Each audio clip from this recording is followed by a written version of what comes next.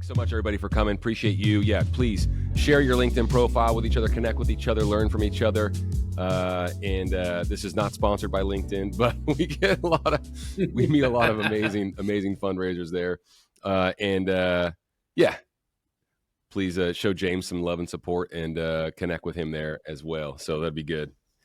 All right. Well, hey, everybody, real quick, a couple of house cleaning things. Hey, you might notice this is the same webinar series that you're used to, but it's under the Hey Nonprofits brand and the Hey Nonprofits network. A little bit of a switch up. Same people, same great content. As a matter of fact, it's going to be even better than it ever has been before. We're going to give you more. And growing this network. We're a network of fundraising professionals, over 4,000, as a matter of fact, currently. We're looking to grow that anymore. So a favor, we're going to be doing the live weekly webinar, dropping at least one podcast every week on the Hey Nonprofits channels. You can see that on YouTube, Spotify, Apple, wherever you consume podcasts. LinkedIn's a great place to find us and keep up to date. And of course, Sandy's going to be cranking out emails to keep everybody up to date with what we have coming, and some great articles we just posted yesterday, as a matter of fact. So appreciate everyone. Thanks so much for being here and being part of this network. It's very, very special what we're able to do and who we're able to bring to you all as well, and the topics that we're going to discuss. Sandy's going to put up some poll questions throughout this conversation about leadership, good leadership. It seems like a very, very important time for good leadership. James is going to get into the weeds with me on that, and for the benefit of everyone, and talk about effective fundraising leadership and why we need it now more than ever.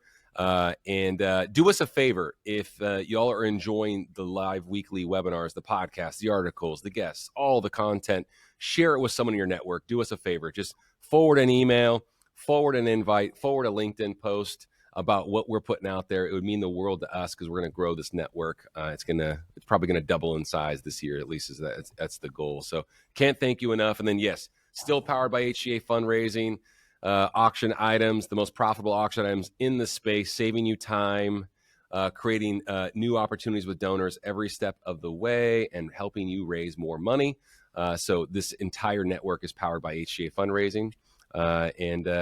We'll get on with the show. James, do us a favor, brother. You'll do a better job than I will. James Misner from the Keepos Group, once again, friend of the program, been with us before, and so tickled to have you again, man. Do us a favor, introduce yourself to the audience, and we'll get cranking. Yeah. Hey, I'm James. I am so glad to be here with Hey Nonprofits and Trevor and the whole family. It's going to be great. I've been looking forward to this all week. I'm glad it's finally here. And I'm James. I lead the Keepos Group. We serve small and mid-sized nonprofits and help them with their revenue strategy and implementation and execution, with the deep kind of belief that big business and government have not been able to solve the world's hardest problems.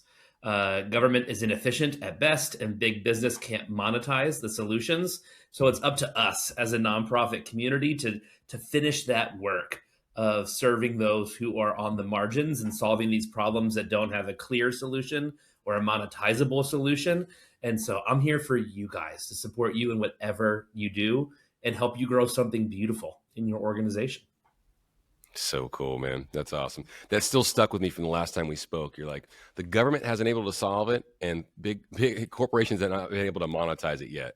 Right? It's just like, I had never heard anyone say that before. So you're in for a treat, everybody. Thank you so much for coming. James, appreciate you so much for coming. So we're gonna talk about leadership. I'm gonna go, wide lens here, and we call it like a perfect storm right now, right? There's like a lot going on in the world, obviously. But a lot of the feedback that we get from the network, from the audiences, and the folks we have an opportunity to work with and listen to is, okay, donors pool shrinking. My staff's burned out. We're overworked, understaffed, retention's low. Oh, we lost the grants. Everyone's losing grants over the last year. What is the single biggest mistake that you see nonprofit leaders make when everything seems to be breaking all at once, or when they're just facing an uphill battle? Well, can we just camp out on the everything seems to be breaking all at once thing just for a second longer? Hey, for those of you listening either right now or in the future, it is okay to feel like everything is breaking all at once. Okay? Totally. I just want to tell you that. It is very stressful right now in the world that we live in. Politics is stressful. The news cycle is stressful. You know, breakdowns of community at the community level is stressful. There's just because of how the algorithms work and how the news cycle is, supposed to generate revenue for ads and advertisers. There's a lot of negative stuff thrown at us all the time. So if you feel like things are chaotic, you are not alone. You are not, um, a wuss. You are not a sissy. You are none of these things that you might be thinking about yourself. There's a lot out there right now. Full stop. Okay. When I see leaders engaging with this kind of complexity, I think there are two kind of poles that people fall into that we really want to avoid.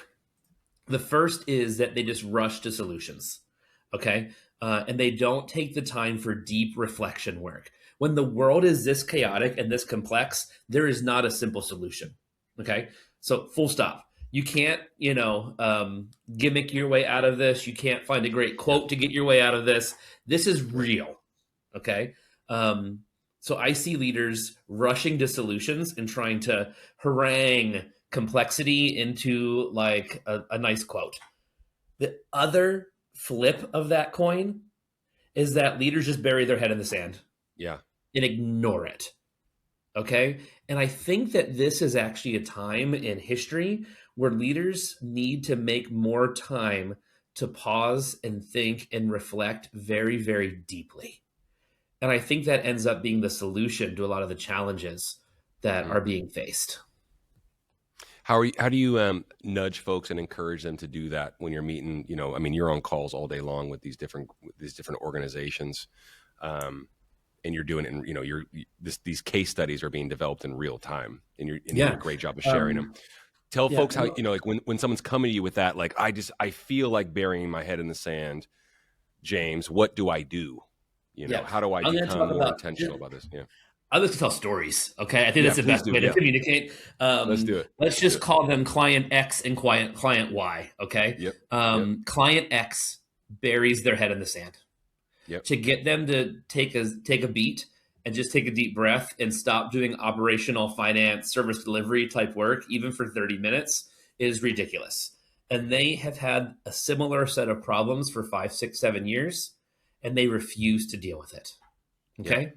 That's client X. Client Y is a really innovative organization. Their impact on the dollar is through the roof. It's the best that I've ever seen. That's been peer reviewed how good this organization is. Okay. And the CEO is hyperactive. He wants to find solutions to all of these things. He wants to find them right now. He will use any AI that is capable and competent to help him accelerate his own learning. And he wants to put out solution after solution after solution after solution. But these folks, both of them become ineffective in their leadership because they're not taking the pause.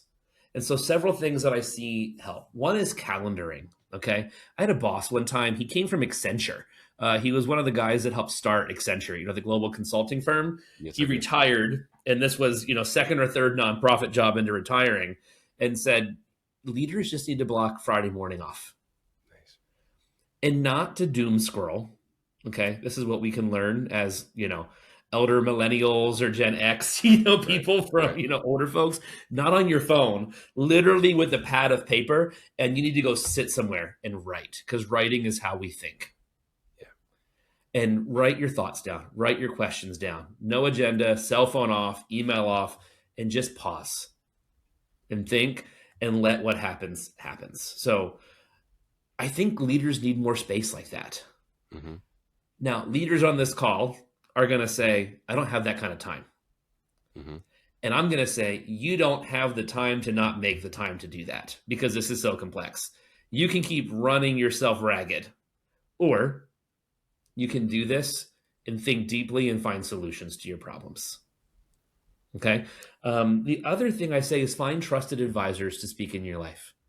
Okay. Mm-hmm. This is too complicated. No single individual, no academic, no thought leader, no journalist, no editorialist, no influencer online is going to be able to, in 600 words or less, or 5 minutes or less in a YouTube video, explain the complexities and challenges of our culture right now. Okay. You need to pause with individuals and do deep listening with them to take their point of view into account, and then do it with somebody else, and then do it with somebody else, and then do it with somebody else. Because if you're going to survive in this world, you can't let the anxieties of one or two people that you know be the only thing speaking into you. You need to have a broad range of advisors and counselors helping you to figure out what is actually what in the world. Yeah. I asked someone once that came on the episode, I said, or came on the podcast, I said, fundraising is really difficult. I think I asked you the same thing before. It was like a question I asked every guest. And I said, fundraising is really difficult.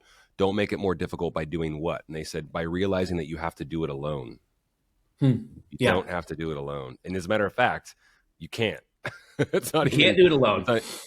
I also hear you say something about, blocking a half hour or what have you. And I heard someone say a very, very intent, like meditative practice. They're like, oh, you need to meditate for a half hour a day. And they go, oh, I can't. And they say, well, if you can't do it for a half hour, then you need 3. That's right. So, you know what I mean? Like, yeah, how important that is. You can't give what you don't have. And I think I think it's very, very interesting. Like you said, time blocking that. There's also a lot of, you were talking about time, and you were talking about people. So like a superpower is our relationships, and the most valuable asset that we have is our time, is what I hear you say too, right? That's absolutely right. Yeah. And not to get like outside of the fundraising realm, but that's just life. That's real. And it seems like this part of this perfect storm that we're talking about is everything's working to pull us away from that realization, and the time that we need for ourselves, and putting pen to paper and things like that, how cathartic those things might be. I've been so okay. You tell folks, you give them the feedback. You say, okay, you need to block a Friday morning, and you want to tell, and you have stories to share with the audience. You tell folks, okay, you need to block Friday morning and what have you. So once you've told someone this, what is the feedback that you're getting? What is like, okay, I did that, James. This is how it played out with the organization or with our team or with me personally. Kind of give us some case studies there too. So two things I hear back. Mm-hmm. One is I didn't do it. Yeah. I decided not to. I decided not to. And I've done and this is classic work, right? Like, hey, let's look at your calendar together and find out, do you actually have the time to do this, and how do we do it? Yeah. This person, this is client X that we just talked about that buries their head in the sand. Yeah. Probably 15 hours a week they could have scheduled it for. The idea of sitting alone with their thoughts, it's frightening, and thinking deeply and making decisions frightens them. Yeah. And that's very normal. That's very I gave them a guide of I created a facilitated experience, 13 questions to ask yourself in 45 minutes. Yeah. They won't do it. Okay. Yeah. They're so afraid. The other guy, this is really interesting. He does it every Friday morning now. Awesome. He brings others into it with him. Sometimes. No cell phones. I told him he had to get off AI, for this. And they ask questions to each other, and they think, and they hypothesize. And do you know what they experience? There's almost like this release of stress and this release of tension. They don't have solutions to all the complexities and challenges and conflicts, that organization is facing right now, but they feel better about it. And it allows them to focus on the things that they can actually control, and what truly matters. And they are just, frankly, more enjoyable people to be around right now. Yeah. Wow, that's awesome. The tech-free piece is massive, obviously. We've had technologists come on and tell us that they have a tech-free zone. So hearing it from the experts, you know what I mean, I think is really, really great feedback. I want to hit you. We had some really great, I want to pause real quick just to remind folks, any question under the sun for James, put it in the Q&A, put it in the chat, whatever's convenient for you. We had a great pre-submitted question before we popped on from Katie. James, how do you effectively communicate the grim realities of the fundraising landscape and its impact on your programs and the organization as a whole to board members, How do you tell board members that, there's a lot going on here, right? How do you tell that to funders, community partners, et cetera, in a way that mobilizes them to action versus scaring them off? Yeah. There is pressure to look strong and be strong while simultaneously screaming for help without seeming desperate. That's a very thoughtful question, Katie. If you're here, thank you so much. Wow. I love this question. There's a lot to unpack Katie, there, but it's a really good question. Yeah. Katie, before Trevor, finished reading the whole thing, part of my thinking was you have to do this in a really specific way to engender courage in the organization. And I think that there is a really neat formula to be able to do this, okay, on a here to there journey. Humans don't like change, okay? We are not, I would eat the same thing for breakfast, lunch, maybe not dinner, every day, wake up at the same, we just like to be consistent, okay? Yeah. And the world that we live in is not a consistent world. It is a world that is changing rapidly. We've talked about AI a little bit. AI at scale didn't exist 3 years ago like it does today. Okay. So the world is changing. Mm-hmm. If you present a vision of the future to people without grounding them in the realities of today, they oftentimes don't take the next step. So what I like to do is to create a space where people can come to their own conclusion that quote unquote, we can't stay here. Okay. This is too uncertain. Our mission is at risk. We're not, our contribution margin or overhead is not big enough. Our donors I want them to realize that for themselves, because some journeys of self-realization feel more transformative growth than somebody else just telling you what to do next. So I like to create the space where they come to it on their own. So that's questions. One of the things that we do with clients is we make them fill out a data request table, looking at their data, and then we ask them that before we interpret it for them, tell us what they learned from it. They have to internalize this. And sometimes they'll even come back and be like, well, we learned that on our own. Well, no, you didn't. You used our data request table, but I don't care because it's an internal learning, which tells me they're going to do something with it. And I'm just happy as a clam when they do that. So you want them to get to the point of we can't stay here. Okay. Yep. The military uses, or at least in history has used, an acronym called VUCA, VUCA, and it stands for volatile, uncertain, complex, and ambiguous. I want people to get to the place where they recognize that they live in a VUCA world, a world that is volatile, uncertain, complex, and ambiguous. And I want them to then be able to verbally articulate, we can't stay here. And that's when you give them the vision of the future. Well, hey, we can't stay here. We have to go there. Yeah. Okay. And a lot of times people talk about how to handle living in this VUCA world. And I don't know who it was, but somebody decided to turn it on its head.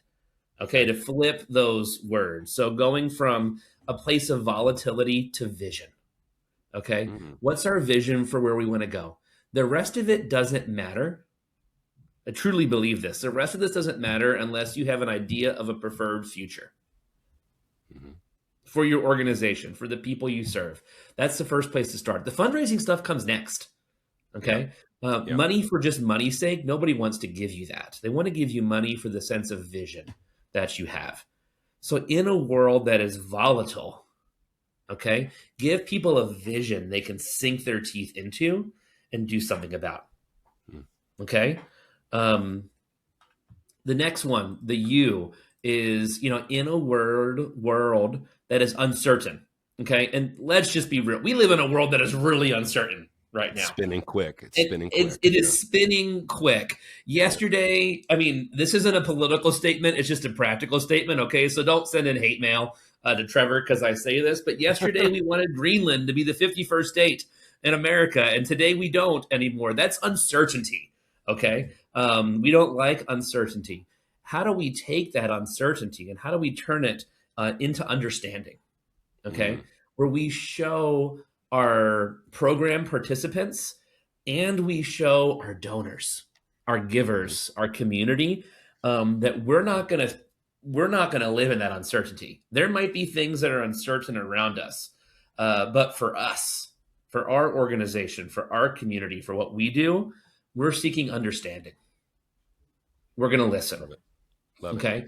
The C is complexity. We've already talked about this. Complexity is everywhere where the world is getting more and more complex as we're being fractured into silos based on, algorithms and all of that. We talk about how do we go from that sense of complexity to a place of courage. Okay. And that might mean that we have to take a stand on something. That might mean we have to, for our organization, to show understanding for our community and to execute about our vision, that we show courage and take a stand and say, this isn't right about X, Y, and Z thing. Or this is something that is more just for the community that we serve than's happening right now. Nonprofits that are doing well, I find to be very courageous.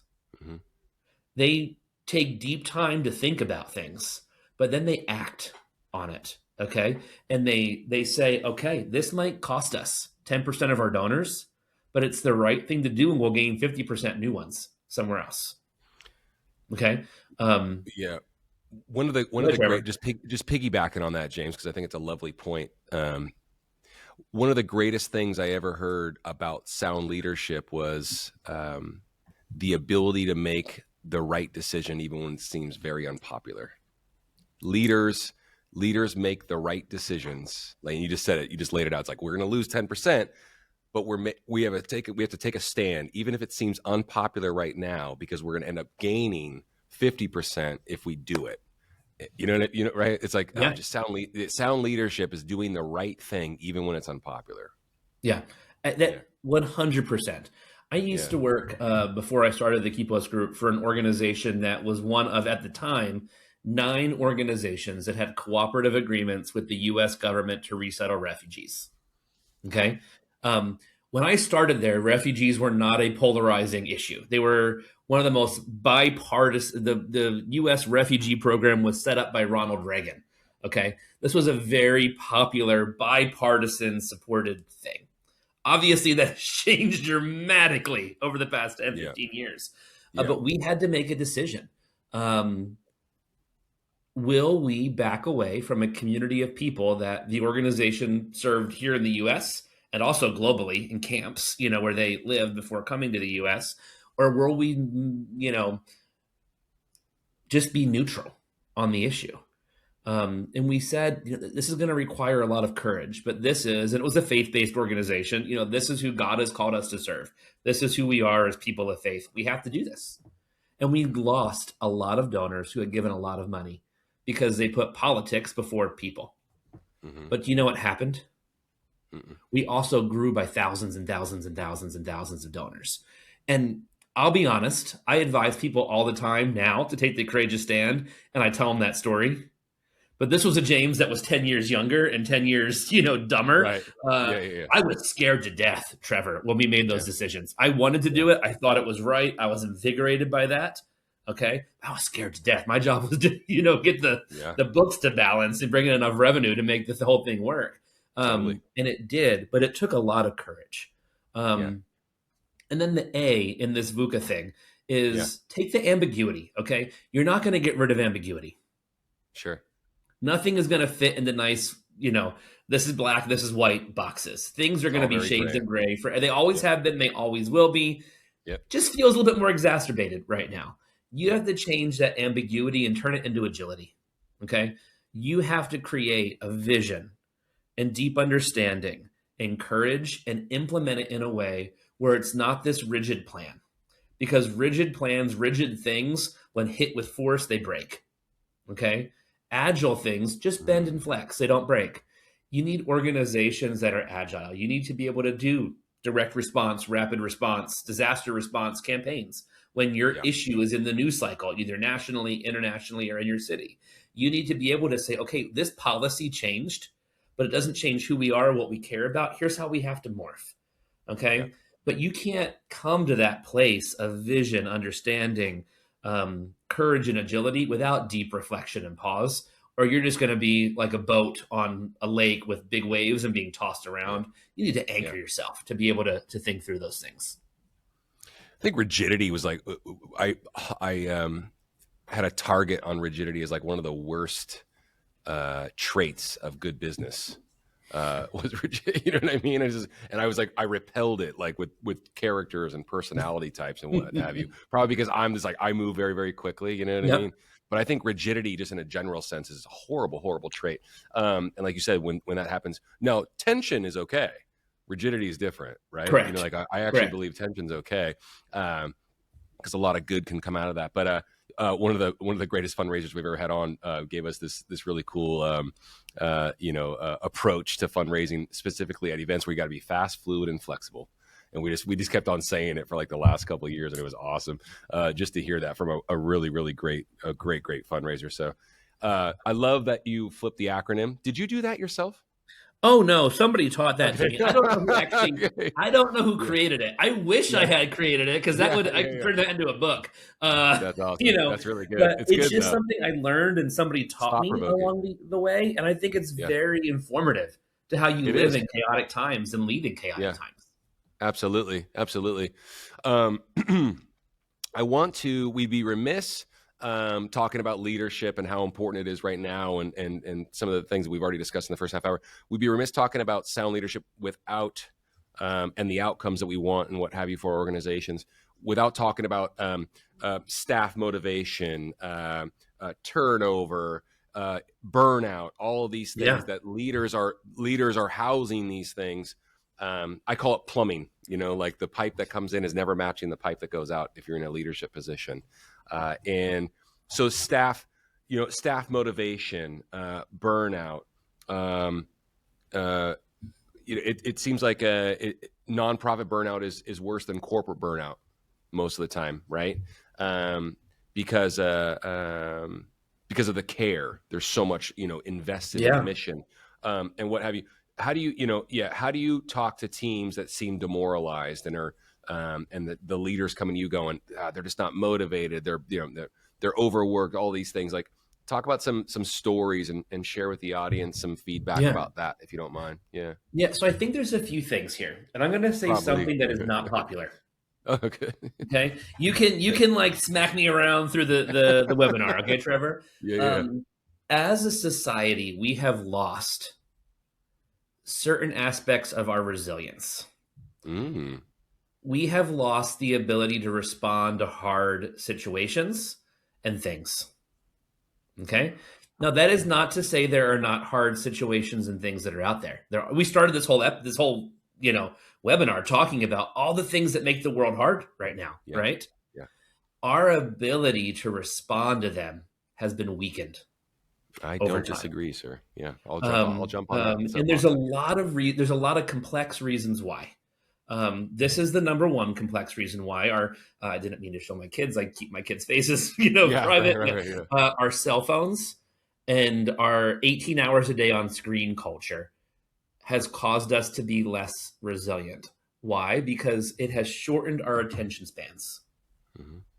We don't read books anymore. We listen to sound bites of things. I listened to a podcast, a long form, like 2-hour podcast on the New York Times this week. And they broke down that the competitors of technology companies are not each other. Facebook is not overly concerned about Snapchat, which is not overly concerned about Twitter X, which is not overly concerned about TikTok. They're concerned that we go back to living in the real life, IRL. That's what they're concerned about, which is why they're continuing to develop algorithms that drive our attention and suck us dry. Okay. Wow. Why don't we have resilience? Because we spend 6 hours a day doom scrolling. Okay. Why don't we have resilience? Because resilience is formed and fortified and forged in community. And if we don't have community, we don't spur each other on. We don't give each other courage. We don't support one another through the hard times. I'm not saying times are not hard. Don't misinterpret me, anybody who's on here listening right now. Okay. What I'm saying is that we've lost our ability to handle hard times because society and technology are stripping that away from us. So then how do you solve it? How do you help people build resiliency? Number one, you don't treat it like a light switch. When people have been conditioned for, gosh darn it, when did Facebook come out? 2026, 2025? Not 2026, Oh, 2006. yeah, oh 06, 2005. oh 07, oh 08, something like that. Yeah, Yeah. somewhere like that. Okay, that's 20 years of being conditioned to live your life vis-a-vis an algorithm. Okay, and all the downside consequences, of that. Also, very powerful. There's good things about it. I now think the the bad outweighs the good with these things. But you can't take a community or a staff who have lived their whole adult life, or for younger staff, their entire life, at the behest of vertical videos, Mm-hmm. flip a light switch and say, well, now go out there and be strong, Yeah. again. Yeah. So number one point is it has to be a slow process.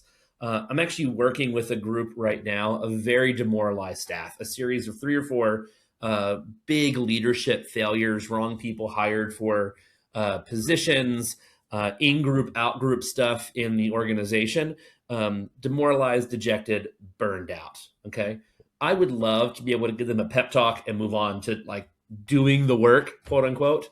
But this is the work, helping the organizational culture go from a place of zero resiliency. I can't do anything. I can't do my job. I can't, show up how I want to show up, to a place of, okay, we can actually do this together. So how are we doing that? Using technology for its rightful purpose, which is to bring people together. Okay. Mm-hmm. Family chats is what we call them.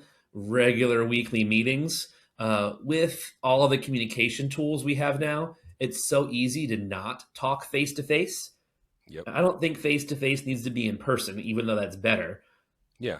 But it's different to send a Slack message in words than to hop on a huddle or a Zoom and see the other person and to see their body language and to hear their tone. Mm-hmm. You have to be with other humans. That's how we're designed. Okay. Number 2, you have to tell stories. Yeah. Data is great. Performance metrics are great. The new system for cultural innovation you're going to implement through your, human capital department is great. But the story of a people and an organization at work is the thing that people remember. And we have to hear stories over and over and over again to believe them and internalize them. So for a group of workers, the nonprofit workers who are burnout and lack that resilience right now, or that resilience muscle has, another way to say it, has been worn down. Mm-hmm. Maybe we don't lack it. It's been worn down. Hasn't been you used. have to slowly build it back up. You don't go from being like a scrawny guy to a bodybuilder overnight. So take the next step, paint the vision of where you want to go, create some milestones along the way. Mm-hmm. We haven't met together as a team in 2 years, this group told me.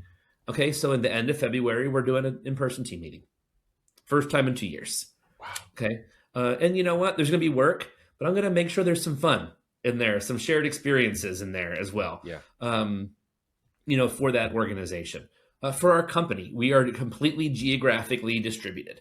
All over the world, actually.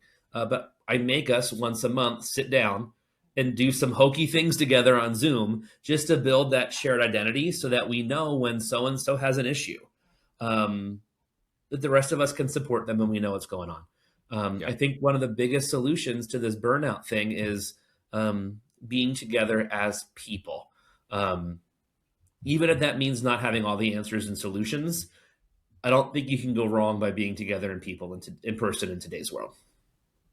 No question. That was a ramble, Trevor. Sorry about that. No, I'm into it. Well, it's funny. I was waiting to ask you about making these things, not like making light of situations or anything like that, right? Like, and giggling your way through it. But yeah, thanks, Sandy. Yeah, our team, we have we have teams that get together and then and certain groups and what have you, and we're in good connection because we're spread out all over the place too. There's over 20 of us at HGA and Hey Nonprofits, right? And once a month we get together and we spend an hour together and share happies. That's actually what we do. We share a work happy, a work happy and a personal happy. And then people have the ability, people like me that like to ramble, share like 5. But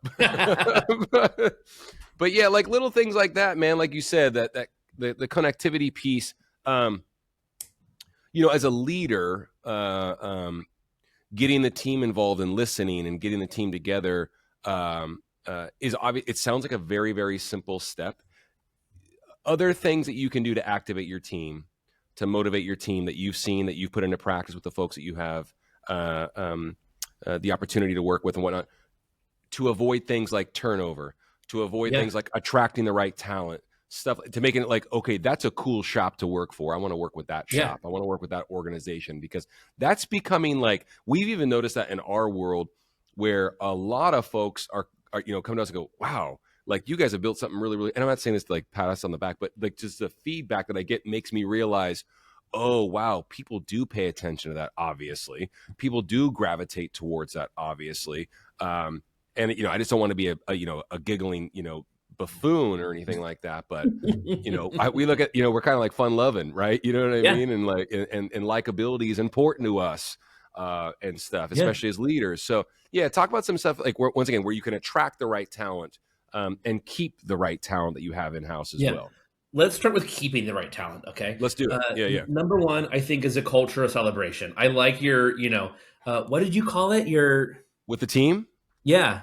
Yeah. It's called the two happies, one The personal two and one happies. professional. Yeah, it's really cool. Yeah. I It's like fun. that. It's fun. We Yeah. start meetings with wins. What were your wins from this past week? Love it. Okay. Love it. I'm a Yeah. big believer in like using our assets and using our strengths to help us get more strengths and more assets. Like, money begets more money, leadership begets more leadership, wins beget more wins.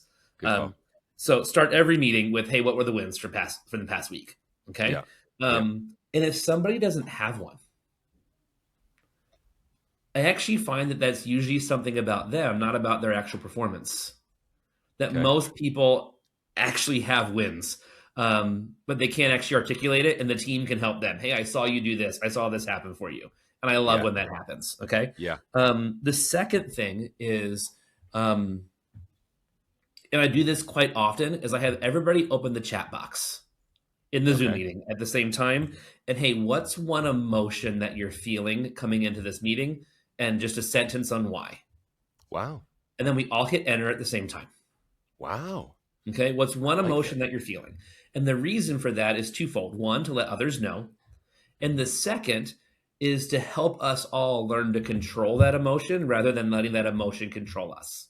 Yeah. I guess the selfish third reason is, as a leader, you get to know how your team's doing. I was going to say, what have you seen with that has surprised you? People are more nervous and anxious than we as leaders realize. 100%. Okay, I'm nervous. 100%. I'm uncertain. I'm unsure. Okay. And you as a leader get to say, hey, it's going to be okay. Remember, we focus on the things that we can control, and that's how you're measured. That's how our performance is, measured. And the results aren't always up to us. We do our best, but it lets you get a good pulse on the team. Okay.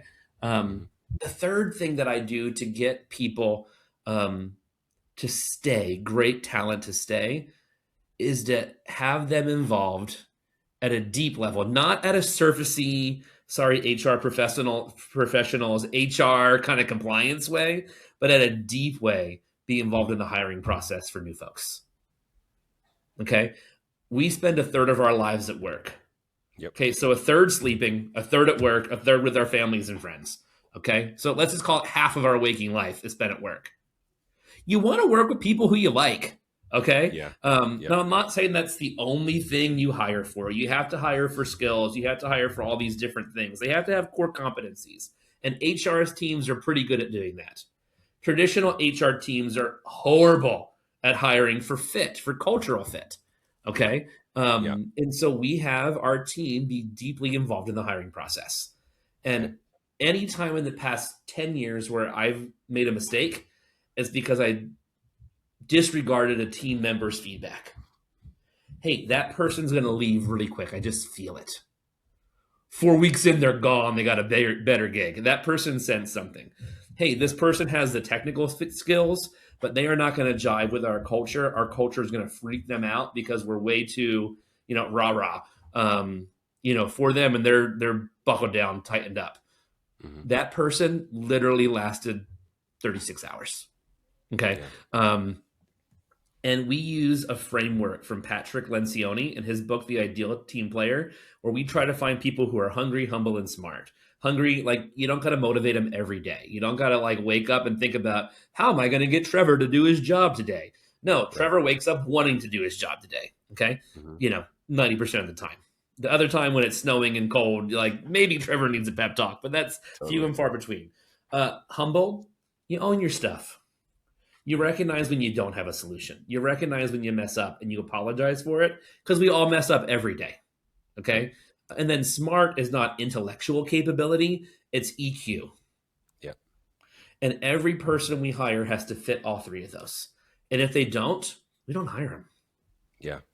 Yeah. We had this conversation last time you and I met on the pod, and you were talking about some things to like red flags in the hiring process. Do you want to share that with with Oh, the yeah. audience as well? There were some red flags about just like, okay, if this person hasn't stayed, it's not because they keep getting better gigs. It's because there's something going on, right? Like, and no Okay. Yeah. offense if that, stuff like that. But but it doesn't have to be the same exact thing that we discussed in the pod, James. But just like some red flags that folks can stay away from to make sure that they're not bringing these kinds of characters or what have you onto the team that might just bail in 4 months or might be a bad fit, because the fit is becoming increasingly more important. Oh, yeah. Right? I mean, this human piece is becoming increasingly like, can this person coexist with this team? Are they, they could be an absolute savage, but are they a pain in the where? You're right. It's like, Yep. that kind of thing. So yeah, talk Yeah. about just like some feedback and just not red, pitfalls, but just like, red flags and things to be aware of. Yeah. Okay. Number one is the tenure thing. Okay. Is there a track record of camping out in a place for a while? Yeah. If there's not, if there's one or two quick switches, sometimes there's a story. Yeah. Sometimes it's, hey, got transferred for a spouse's job, then they got transferred again. I had to make a quick. Okay, that happens. That can happen once or twice. Okay, Yep. but if Yep. it's 20 years of 18 months, a year in different roles, that tells you all you need to know about a person. They can't keep the job. Mm-hmm. And either they're continually dissatisfied with organizations and their leaders, or those organizations are continually dissatisfied with them. Okay. I think that is fairly black and white. There are some different lenses you can put to that. Is this a marginalized person in society? Are there historic reasons why their group is discriminated against? But outside of those reasons, which are few and far between, if a person has 20 jobs in 20 years, don't hire them. Okay. Just full stop. Number two, if a person says, I'm going to bring all my donors with me, don't hire them. This is one that you mentioned last time we spoke. Don't hire them. That's just stupid. Okay. They're going from higher ed to an NGO to a food pantry. Those people don't care about all those things. Those are just Joe's friends who fund Joe so that Joe can have a nice life. Okay. Don't do that. And actually, they're probably not Joe's friends. Joe's probably just lying to you to get a gig. Okay. And oversaying things. Third, maybe Joe's right. When Joe leaves in 18 months, he's going to take his 3 buddies with him. Okay, so you got a flash in the pan, spike in your revenue line, and then you're back to where you were. I watch out for that. I am a big believer in interviews by story. I want people to tell me stories about their past work in order to judge, have they actually done this before? Or they just were with an organization and they were with the organization when it happened and the organization did this thing. Okay, so I want to hear them talk to me about their life doing X. What's the biggest gift you ever brought in? We're talking about fundraisers now. What's a time that you completely went after something huge and it completely fell apart? And what did you learn from it? Why do I want to know that? Number one, because if you haven't gone for something big, that's a problem. Number two, I've gone for a lot of big things and they've fallen apart, right? That's the only way we learn. I want to know that they actually reflected on it. Swinging for the fences. Yeah. I was with a coaching client this week that was really challenging. And I asked the question, what's the most critical feedback you've gotten over the past 16 years of being in this role? They were in an executive director role for 16 years. And the response was, no one's ever given me critical feedback. Wow. Okay, well, something's wrong. Okay, I can't go through a day without getting critical feedback. I don't Yeah. always appreciate it. Yeah. I don't always love it, but eventually I appreciate it. Yeah. Sometimes it's right, sometimes it's wrong. But if no one's giving you feedback, it's because you're not hearing Problem. it. You're putting up walls so they don't tell you. You're not listening. There's a deep, deep, deep problem there. Okay, I want to know when I'm hiring somebody what they've learned from the input of others.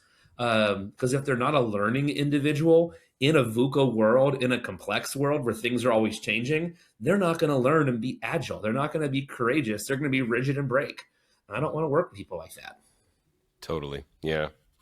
Good feedback. Good things to be aware of. Got some great feedback from our friend Chad Frank. Chad, good to see you, brother. Consistent. He agrees with you, James. Consistent, positive Okay. communication, sharing what's going on in your life as well as work, and a reminder of why we are all here. Telling the story, keep it upbeat, and share the wins. Yeah, That's a great place to start. Thank you, Chad, for sharing. absolutely. It's good to see you, brother. Awesome. Sandy just popped in a question, another question from the audience. How do you pivot at short notice and lead the pivot when you are also leading volunteers and telling them to pivot at the same time when there is no time? That's an interesting question. Hey, no favors, bro. No favors on this one. Yeah. But Okay. yeah, So I think that was from Christy. Christy, thanks for that. Thanks for that question. It's a really good one. it is. Because It is. in this VUCA world, things change really fast. Yep. Okay. I mean, the classic example now is the pandemic and how we all did this in 2020.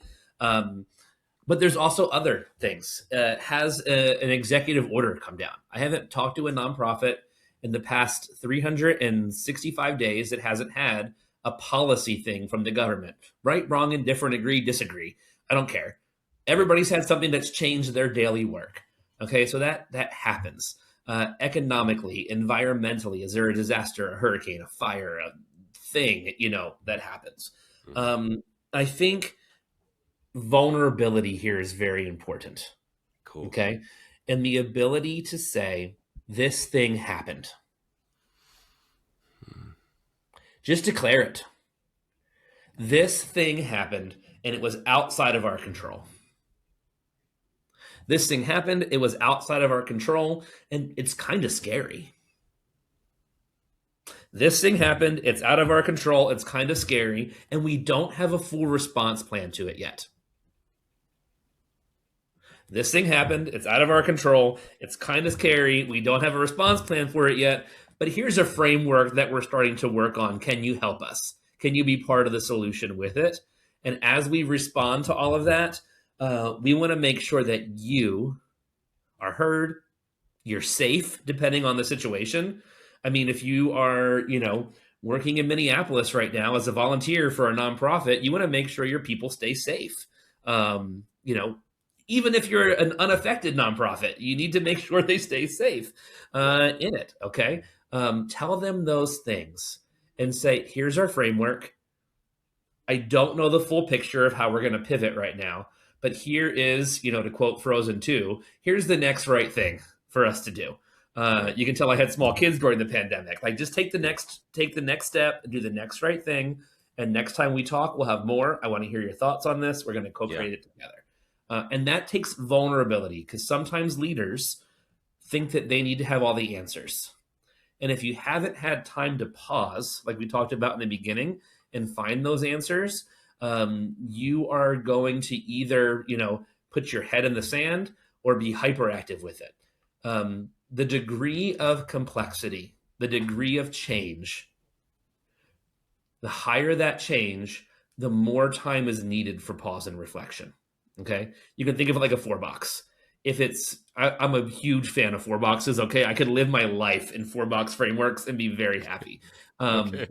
Yeah. And this comes from a guy named Kevin Cashman. He wrote a book called The Pause Principle. If there is a high degree of complexity, but a low degree of pause, okay, so things are really complex and you have to pivot, but you don't pause, that actually creates hyperactive behavior and frenetic leadership. And we all know what that frenetic leader looks like. Throughout the course of the day, there's 4 different priorities, 6 different directions to run. No one likes that. Okay. Freneticism. So high complexity, low pause, low reflection leads to hyperactivity. If there is a low degree of reflection, okay, but things aren't really that complex, you just get a transaction. Okay. Like, hey, this thing happened, compliance changed with a federal grant or a foundation. Okay, it's a transactional response. Okay, no harm, no foul with that one. If there is a high degree of complexity, okay, sorry, a low degree of complexity. So things aren't actually that complex, but you are pausing and pausing and pausing, putting your head in the sand, not thinking about it. That's where you get inertia. Like, it just stops. It stops working. No one is doing anything. And then if it's a high degree of complexity and you actually take the time to pause and reflect, you actually get transformation in that space. You get new ideas, you get innovation, you get new program models, you get new relationships. So don't, Christy, when you have to pivot, think that you have to pivot all at once. Okay.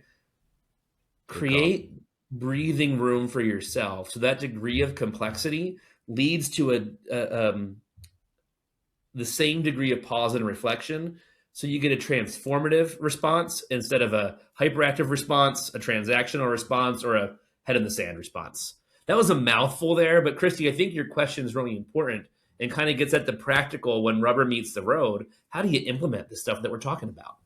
Right. No, it's awesome. It was a great question. I wanted to, you talked about the vulnerability when you know what happens and putting it out there, and you laid out that framework. It's okay. This happened and we don't have an answer yet. And this happened, we don't have an answer yet. And you laid out this domino effect, right, of response, which was really, really good. When I hear you say that, I'm hearing you put yourself telling the story of a leader that's speaking to an organization's biggest supporters, not new, unfound, the folks that we haven't even connected with yet, or at least that's the framework that I'm thinking from. When things like this are happening, I call them raving fans, your top supporters. People call them your top donors. Yeah. Right. The folks that have proven to have given the most, cared the most, given the most time, the most money. Once again, you are raving fans. Let's say you have 10 of them, you could have 50 of them. Why is it so important to engage with these folks during uncertain times and let them know where your head's at, and let them know the communication channels are open for feedback and discourse, positive discourse? Why is that so important? Number one, I would say times of change, it's time to hypercharge your communication. There you Okay. People need to hear from you early and often during times of crisis. Early and often, early and often, early and often. Several reasons why. Out of sight, out of mind. Okay. If something is happening and you're not talking to them about it, somebody else is, a competitor. Sure. Or a collaborator, or whatever you call the next nonprofit down the street. Absolutely. Okay? Absolutely. Number two, trust. Okay. They have entrusted you if they're a donor, their finances. Okay. You owe it to them to let them know how things are changing. You don't owe it to them, and they don't need a detailed plan 36 hours after, impact of event, a pivot. But you owe it to them to let them know that you are a leader whose eye is on the ball, that they can trust you. Mm-hmm. Okay. You do. Number three, by reaching out in that moment of conflict, you're going to deepen that relationship so much more. There you go. Yeah. And they are going to they're going to get their socks knocked off by you communicating in that way. And they're going to tell their friends about it. Okay. We are full of a world where people do the bare minimum necessary for compliance. I hate the word compliance. I know you have to do it, but it's like, it just is like lowest common denominator for me, compliance. Okay. Minimum effective dose. Yes. Yes. I want to go above and beyond for, Mr. and Mrs. Smith, who give us $100,000 a year and choose not to go on vacation. So they can give us an extra gift, every once in a while. Yeah. Okay. I want to go above and beyond to support them because they are just as important to the working of this organization as the program participants and the beneficiaries and the program staff. Yeah. No news is not good news. Correct. Correct. Yep. In hard times, in great times, and all these times. Yeah, I that's what I keep coming back to. No news is not good news. And here's the other thing too. It sets up your next ask really well. This is the selfish part. The rest of what I said was cool. just Yeah. Double click on that. Double click on that, please. Yeah. If you are going through a time of crisis or have to pivot, say there's a grant, requirement for Mr. and Mrs. Smith's money, you're going to have to change it. So you might as well bring them in early. I have never met a funder ever when a complex situation outside of our control happened, held us to the original agreement when that complex situation changed how we had to do our work. Okay, they said, okay, let us know. I have met funders who have said the following: why did you wait to the final report to let us know? That's just rude. We had this money deployed with you and it's been doing something different for 9 months and you never bothered to call. What in the world? I hear that sometimes. Made that mistake once when I was young. I'm never going to make it again. Bring people in early. Number two, I feel disrespected. Because I would have wanted to help you be part of the solution. I've proven that I wanted to be that person. Like, I have shown you nothing, but I want to be your teammate in this. Yeah. And I've heard this more often than not. I wish I had known, so I could have done, because I could have done something about it. I could have made this easier for you. There's a major gift officer that we work with for an organization that we support as a family, as a company. And we support their work overseas, but they also do, it's actually where I used to work, and they support immigrants and refugees in the U.S. I'm not trying to be political. It's just what's happening, on our news feeds right now. And they said, hey, I know your giving for the year just came in, because we do all of it in January once, you close the books on the year. But I know you well enough to know that if I didn't let you know how we were responding right now, that you'd probably be ticked off at me. Mm-hmm. And we're actually not going to respond through that organization. We're going to do it through a different organization, doing something a little bit different. But if this person hadn't reached out, I would have felt a little bit isolated, from it. Hey, I've been engaged in and out of orbit here for 20 years. I want to know what's happening. Yeah. And she did a great job keeping us posted on it. Communicate. Communicate. Yeah, absolutely. Oh man. Hey, it happens every week. It does. We could be talking about this for 2 hours. Oh, good. Hey, are you okay with it? Well, number one, we put your LinkedIn profile in the chat. So connect with James. James, we're putting your business in the street. We'll put the recording out with ways that folks can contact you. The LinkedIn profile will be in the show notes and all that good stuff as well. I hate to be in a rush. But we asked you for an hour and you've given us more. And we've asked everyone for their hour and you've given us more as well. So we can't thank you enough. Appreciate you for coming. Everybody, do us a favor. Like I said, connect with James on LinkedIn, and then we'll have the recording going out tomorrow in a way that folks can ask you questions, find out more about what you do day in and day out with the Keepos group. If that's cool with you, we'll do that. Absolutely. Okay. Thanks for being so generous with your time. We do a fun giveaway where we give folks $1,000 in HGA bucks.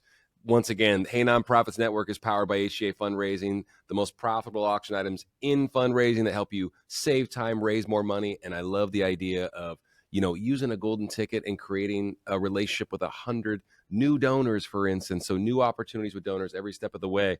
I have a winner that Sandy, our producer, sent me, and I'm going to announce her real quick. Chandra Hansen, $1,000 in HGA bucks.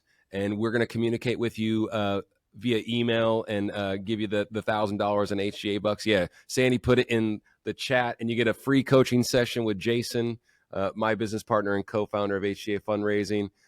And so thank you so much for coming. Chandra, thank you so much for... Trevor, I know Chandra. Oh, you do? Oh, great. Well, this is so weird. Like, that's amazing. Chandra, congratulations. Okay, good. Okay, well, she's a friend of yours and now is a part of the Hey Nonprofits family. Thank you so much for coming, Chandra. Appreciate you so much. And hey, man, appreciate you. Sorry to keep everybody late. Hey, thank you so much for coming, man. Means a lot that you spent this much time with us. You obviously, the invite's always open for you to come and share. And thanks for talking to us about effective leadership and teams and all this good stuff. It's very thought provoking. So can't thank you enough, brother. Appreciate you. Awesome. Thank you, Trevor. All right. Thanks, everybody. Thanks.